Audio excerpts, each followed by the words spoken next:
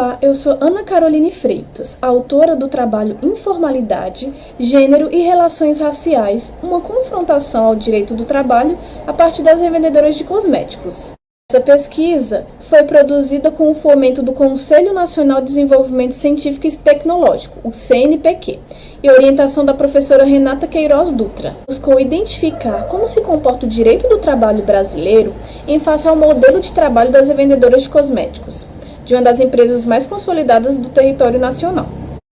Essa pesquisa foi pautada em uma análise interseccional, considerando categorias como raça, classe e gênero. Buscou-se analisar quais as conexões existentes entre o modelo de trabalho das revendedoras com a velha e a nova informalidade, e quais as formas de melhor proteger essa trabalhadora no contexto de surgimento de novas formas de gestão do trabalho e de controle do trabalho, que são aprofundadas por elementos que compõem a flexibilização e fomentam indistinções entre o trabalho e o consumo,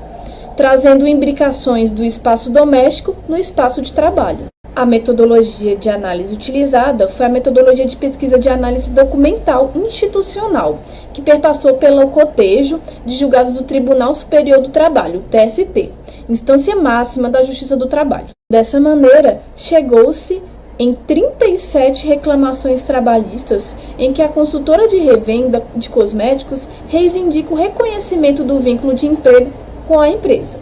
Uma vez que, de modo geral, ao serem contratadas pela empresa por instrumento particular de prestação de serviços atípicos,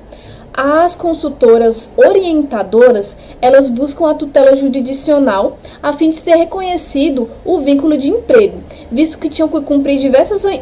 obrigações para a empresa. Uma delas era atuar na motivação de outras revendedoras e que também trabalhavam com imposição de metas e que havia uma contraprestação mediante a várias comissões sobre as vendas que eram proporcionais à quantidade de revendedoras que eram vinculadas a essas consultoras. Apesar da força de trabalho dessas consultoras serem a principal força de trabalho para a empresa de cosmético, a empresa de cosmético considera essas trabalhadoras como trabalhadoras autônomas, o que faz com que se esquive de pagar os direitos referentes a uma relação de emprego. Dessa forma, através da análise dos 37 acórdãos proferidos pelo TST, que inclui a leitura de sentenças e acórdãos regionais, foi possível identificar no âmbito dos acórdãos regionais o reconhecimento do vínculo empregatício das consultoras com a empresa em 24 dessas decisões, enquanto em 13 não foi reconhecido o vínculo.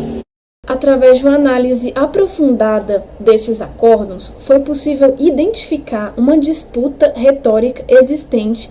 que envolve o reconhecimento do vínculo entre a consultora e a empresa.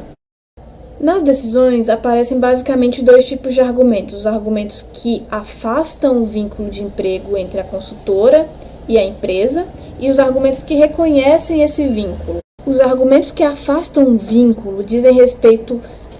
a autonomia e liberdade que a consultora supostamente teria em aderir ao programa de intermediação de vendas e que assumiria os riscos da empresa e que a relação entre a consultora e a empresa seria uma relação meramente comercial. Por outro lado, nas decisões que reconhecem o vínculo, há a identificação da subordinação, que é reconhecida através da imposição de metas e atribuições que são mais amplas do que o mero cadastramento de outras revendedoras. Além do reconhecimento da atividade de supervisionar, está inserido na dinâmica empresarial e finalística. Por fim, vale destacar que, em instância superior, o TST, nenhum dos recursos analisados nessa pesquisa foi provido.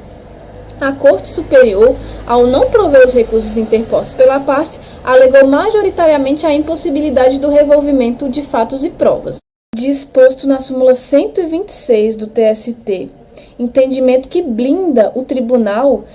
em apreciar essa questão. Por fim, Com esse trabalho, foi possível compreender o caráter contraditório da regulação do trabalho inserida em um contexto capitalista, e que, apesar do contexto hostil, é preciso reforçar a dimensão protetiva do direito do trabalho, que representa a garantia do trabalho digno e a proteção social do trabalho que a Constituição Federal estabeleceu desde 1988.